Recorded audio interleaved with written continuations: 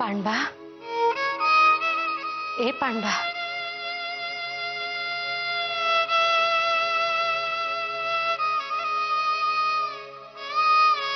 अरे सावकाश. पांडा रे, काय हे? हा, रमेचे बोलणे मनास लावून घेतलेस आणि ही काय अवस्था करून घेतलीस स्वतःची? मला नाही जगायचं, मला नाही जगायचं. हे काय वेड्यासारखे बरळतो आहेस? हे पहा, मी आबास तुझ्या बायकोस तार करायला सांगितली आहे. ती आली की तू तिच्या बरोबर गावी निघून जा. नाही नाही माईसाहेब, माझ्या चुकीमुळे धाकल्या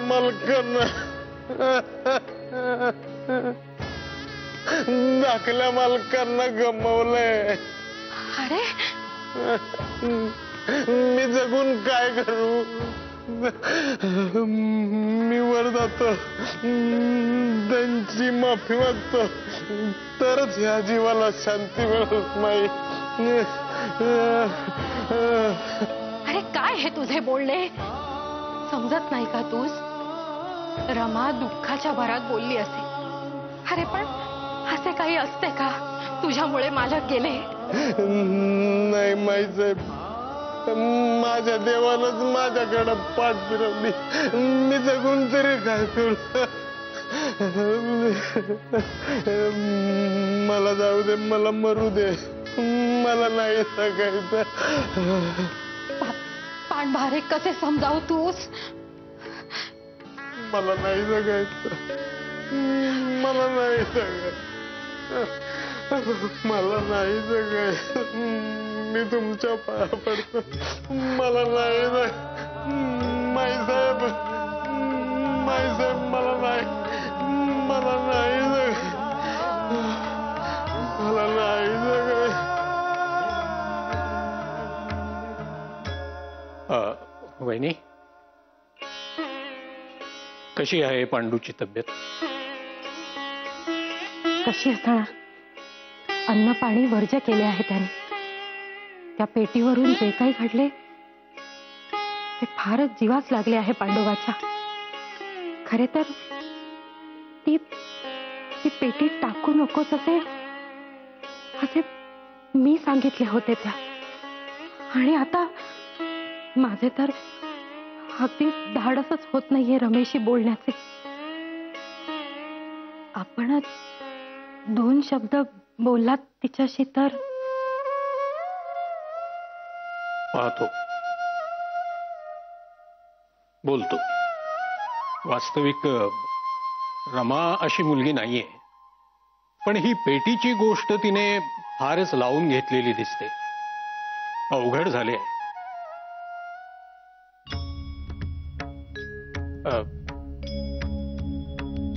मला वाटते वहिनी, रमेची समजूत काढायची असेल तर या घरात एकच व्यक्ती आहे.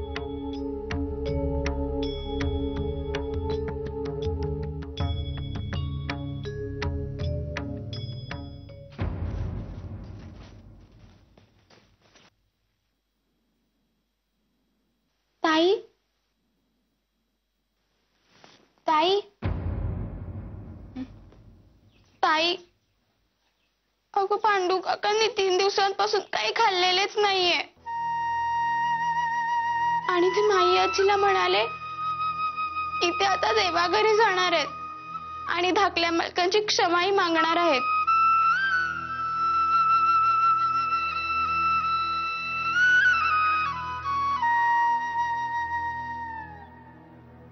असे पाहणंच हरपले आहे गो सखू.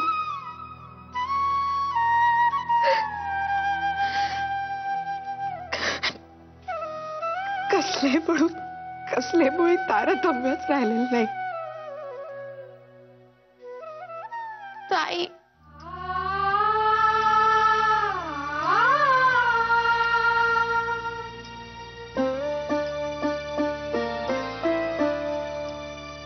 मी प्रयत्न करते, मध्येच ताऱ्यावर येते, परंतु क्षणात पुन्हा खोल काही बुडून जाते.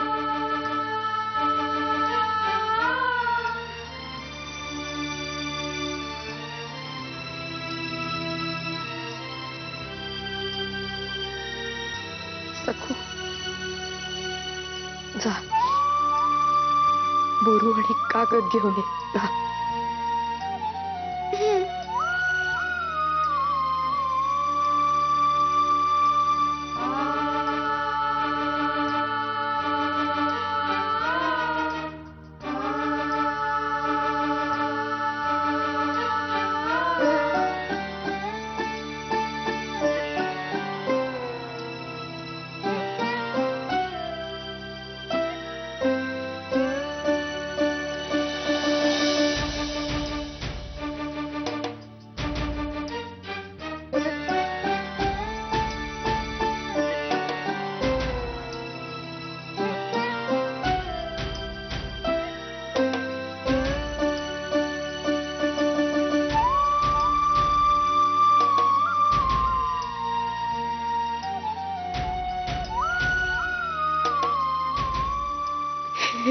पांडू काकांस लिहून दे आणि त्यांस वाचून दाखव यावर काय लिहिले आहे ते.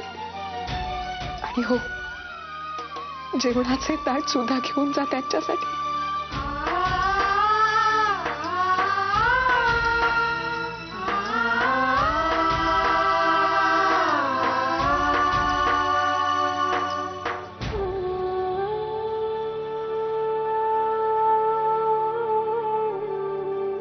आलेच मी.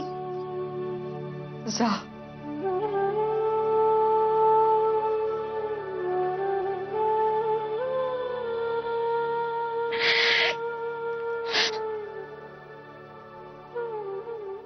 ए पांडू, उठ. आजारपणाच्या नावाखाली 2 दिवस झोपून राहिला नुसता आणि आम्ही करतोय तुझी सेवा. नोकर माणसांची सेवा करायची, त्यांना काय हवे काय नको पाहिजे, आता एवढेच काम राहिले का आम्हाला? आणि काय रे, कशाने एवढा माज आलाय रे तुला? आधी ही थेर ताबडतोब बंद कर आणि खडखडीत बरा हो, नाहीतर तुझं सामान घे आणि गावाला सरळ चालता हो. काय ग, काय आहे? ते जेवण आणलंय पांडू काकांसाठी. घरातल्या सगळ्यांना कामालाच लावलंयस तू. घ्या आता ते खाऊन आणि उठा काम करायला.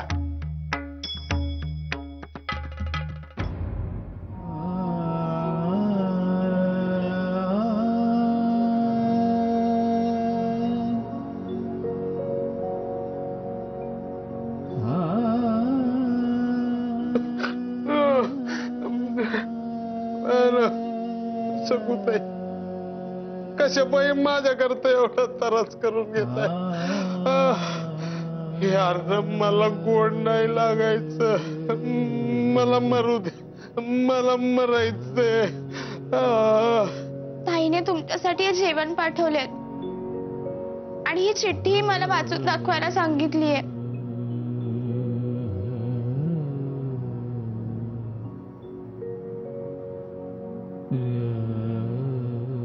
पांडू दादा, मला क्षमा करा.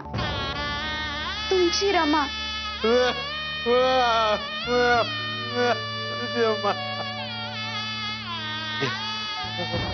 तेव्हा पांडुरंग बघितलं का, माझ्या देवानी माझ्या मनावर फुंकर घातली. मी न काय एवढा माणूस माझी क्षमा मागितली. म्या अडाणी माणूस माझ्या देवासारख्या माणसावरच रुजून बसता. नाही, पुन्हा नाही असं करणार, पुन्हा नाही.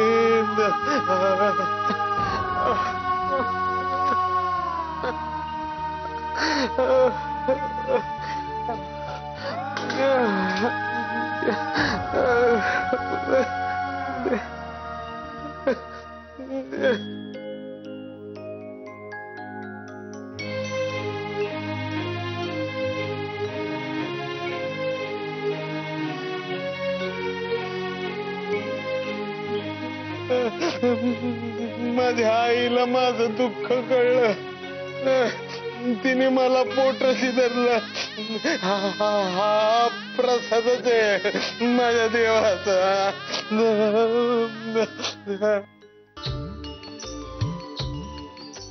मी खाल्लं म्हणून सांगा.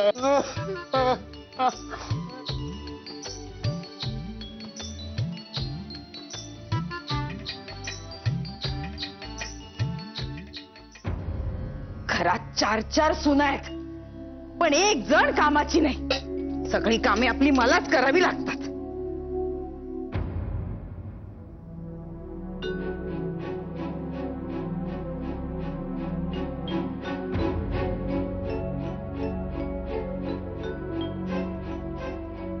कोण? हा?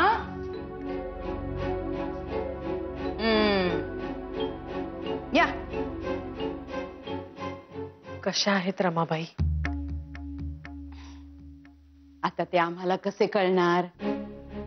आम्ही पामर, खाली स्वयंपाकघरात राबत असतो ना आम्ही.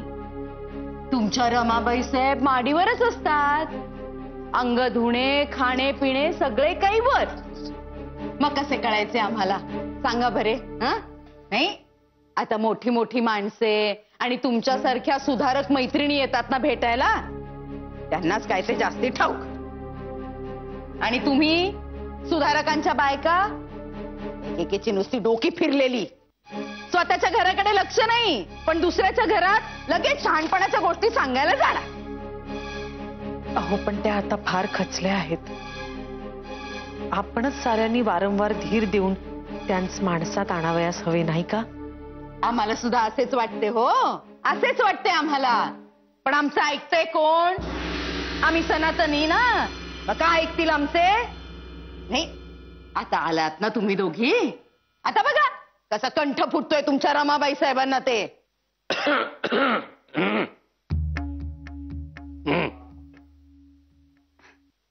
अगं बाई, इथे माझ्याशी काय बोलत उभे आहात तुम्ही दोघी? हा, रमेला ना भेटायचे, मग जा ना माडीवर आहे ती, जा.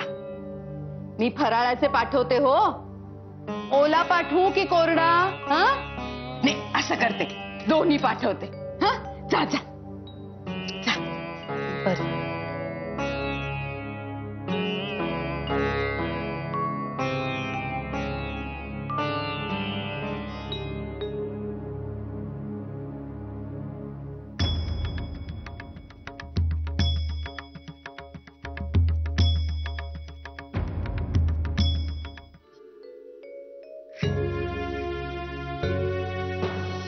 हो तर अगदी.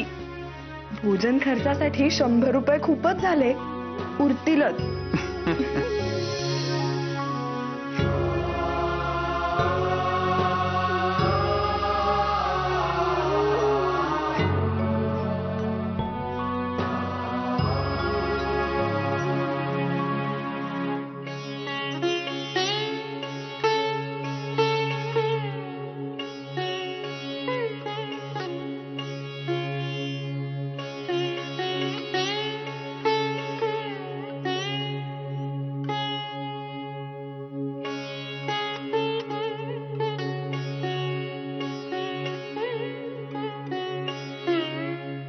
रमाबाई,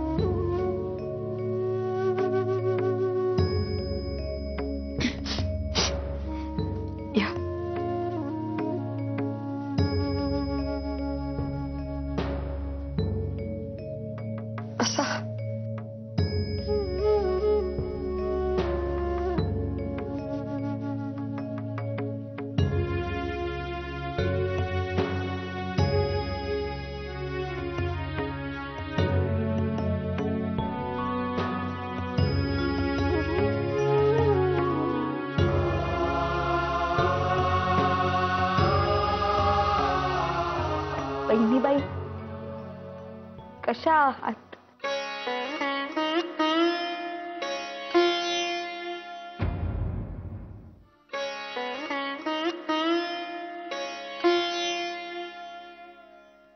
रमाबाई, अहो असे करून कसे चालेल? तुम्ही ज्यांच्या दुःखाने एवढ्या व्याकुळ झाला आहात त्यांस तुमचे हे असे कोंडून घेणे आवडत असेल का? नाही ना. कसे आवडेल? न्यायमूर्ती अगदी अखेरपर्यंत आपल्या कामात मग्न होते. आणि आठवते, जयपूर दिवाणांच्या अकस्मात निधनाची तार वाचून ते म्हणाले होते, आपले काम चालू असताना आलेला मृत्यू किती सुखाचा असेल.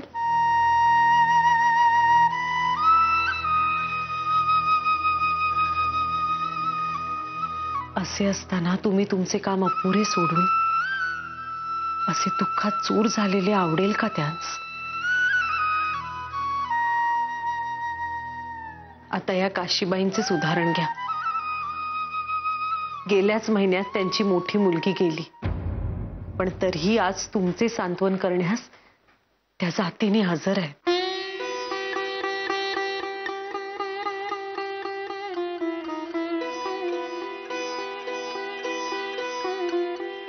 रमाबाई, न्यायमूर्ती तुमचे सर्वस्व होते आणि म्हणूनच तुम्हास असे कोलमडून जाण्याची परवानगी नाहीये.